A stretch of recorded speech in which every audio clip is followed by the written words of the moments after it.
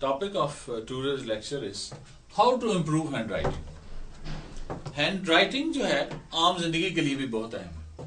अगर आपकी हैंडराइटिंग खूबसूरत है तो सारी जिंदगी जब भी आप लिखते हैं लोग आपकी तारीफ करते हैं. अगर बुरी है तो बदतरीफी करते हैं.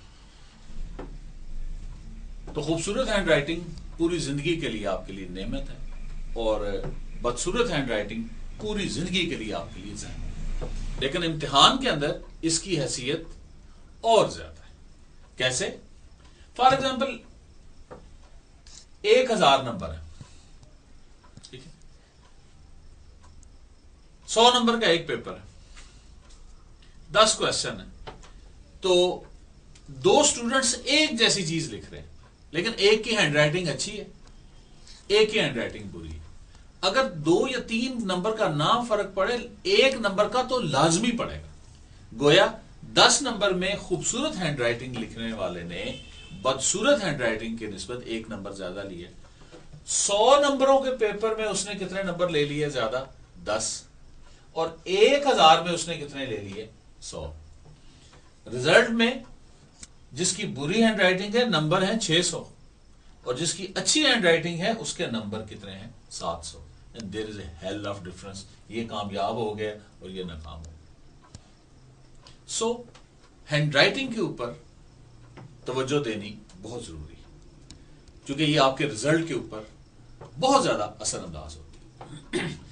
हैंडराइटिंग इंप्रूव करने के 7 तरीके हैं जिसमें से सबसे पहला और जो की पॉइंट है, ऐसा बंदा जिससे आप इंस्पायर हो, जिसकी हैंडराइटिंग आपको अच्छी लग रही हो, आप उससे ये एक लाइन लिखवा लें, a quick brown fox jumps over the lazy. 3 दफा लिखवा लें. अब आपने करना क्या है, इन 3 ए में से जो ए आपको पसंद है आपने उसको सर्कल कर लेना. सर्कल करने के बाद उस ए को आपने उसको देखना है और उसको लिखना है. फिर उसको देखना है, फिर उसको देखना है, फिर उसको लिखना है, फिर उसको देखना है, फिर उसको लिखना है, फिर उसको देखना है, फिर उसको लिखना है, फिर उसको देखना है, फिर उसको लिखना है, फिर उसको देखना है, फिर हत्ता कि आप हर दफा ये करते करते पूरे लाइन पे आपने लिख देना. उसके बाद आपने इसको छोड़ देना. अब इन एज में से जो आपने लिखे हैं, इनमें से जो अच्छा ए है उसको आपने सर्कल कर देना. उस ए को देख के उसी तरह का लिखने की कोशिश करनी और एक लाइन फिर लिख देंगे.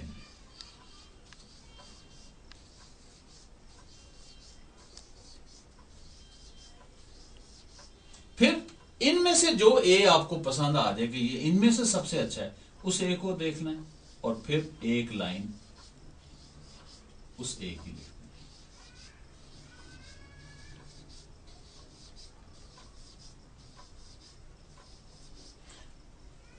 आपका ए कंप्लीट हो गया. उसके बाद आपने क्यू देखना है. जिससे आपने लिखवाए हैं 3 क्यू लिखवाए हैं. इन 3 में से जो क्यू आपको पसंद आ जाए वो आपने उसको देख के लाइन लिखनी है. फिर उस लाइन में से उसको देख के लिखनी है हत्ता कि ये काम आपने कंप्लीट करना है. चंद दिनों के अंदर, हफ्ता या 10 दिनों में आपकी हैंडराइटिंग उससे भी बेहतर हो जाएगी. तो this is the key to improve handwriting. There is no other solution in the world. और ये मैंने बहुत सोच सोच के खुद इसको निकाला और इस तरह अपनी हैंडराइटिंग को ठीक किया. दूसरी चीज जो हैंडराइटिंग में बहुत अहम रोल प्ले करती है वो आपकी इंटरेस्ट. जब आपको दिलचस्पी होगी, अब आपका ध्यान क्रिकेट मैच पे लगा हुआ है या किसी और जगह पे लगा हुआ है, तो फिर आप उसको बददिली से लिखेंगे तो ठीक नहीं लिख पाएंगे. तो जब भी लिखें दिलचस्पी के साथ लिखें. तीसरी चीज है एस्थेटिक सेंस. जो लोग अपनी जाहिरी शक्ल सूरत, लिबास, घर इर्द गिर्द की चीजें, खूबसूरती को पसंद करते हैं, वो हैंडराइटिंग की खूबसूरती को भी पसंद करते हैं. तो खूबसूरती को पसंद करने की ट्रेट जो है, खूबी जो है अपने अंदर डेवलप करें. फिर पर्सनैलिटी. आपकी हैंडराइटिंग से आपकी पर्सनैलिटी का पता चलता है. कैसे? जब जो ही आप हैंडराइटिंग लिखते हैं सम बंदे हैंडराइटिंग लिखते लिखते लिखते लिखते नीचे जा रहे हैं, इसका मतलब पेसिमिस्टिक। कुछ लिखते लिखते लिखते लिखते ऊपर जा रहे हैं, इसका मतलब ऑप्टिमिस्टिक। कुछ बंदे लिख रहे हैं आई को डॉट नहीं दे रहे, टी लिख रहे हैं क्रॉस नहीं कर रहे, इसलिए तो कहते हैं dot your i's and cross your tease.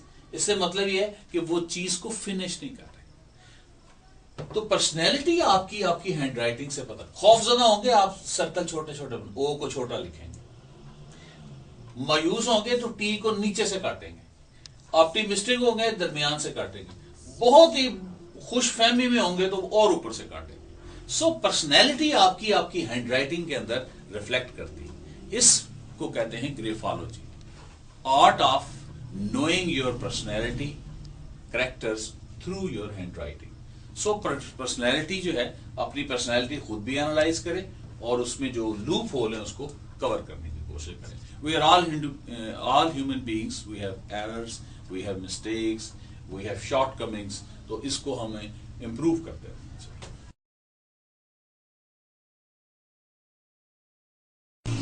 पांचवा पॉइंट है सिलेक्शन ऑफ बॉल पॉइंट या pen. This is very very important. Ball point या पेन, क्योंकि ज्यादातर आजकल बॉल पॉइंट से लिखा जाता है, तो बॉल पॉइंट आप वो सिलेक्ट करें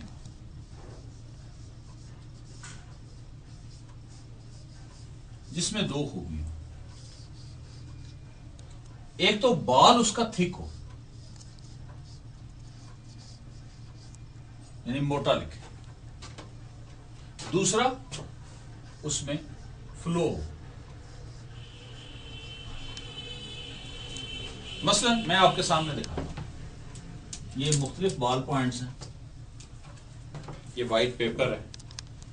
आप देखेंगे कि जब मैं इसमें लाइन लगाऊंगा इस बॉल पॉइंट से,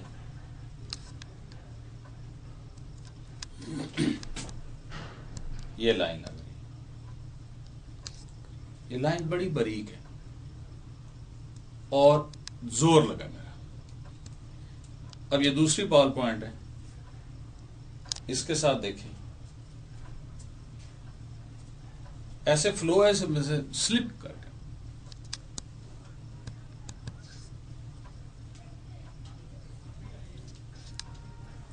तीसरी,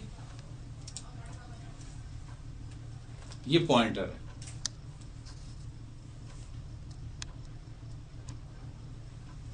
पॉइंटर में वो फ्लो नहीं है, लेकिन दरमियाना से। तो बॉल पॉइंट ऐसी होनी चाहिए जिसका बॉल मोटा हो और उसका फ्लो अच्छा हो, ताकि आपको लिखते वक्त रुकावट ना हो और आपकी हैंडराइटिंग ज्यादा वाज़ेह हो और खूबसूरत लगे। छठा पॉइंट है proper grip of ball point. Most student की मैंने ये देखी है यहां पे कि उनको बॉल पॉइंट की ग्रिप का नहीं पता। बॉल पॉइंट की जो ग्रिप है वो कहां रखनी है, लेट्स सी, या पेन की। बॉल पॉइंट हमेशा आपकी मिडिल फिंगर जो है इसके ऊपर रेस्ट करे, मिडिल फिंगर के ऊपर रेस्ट करे।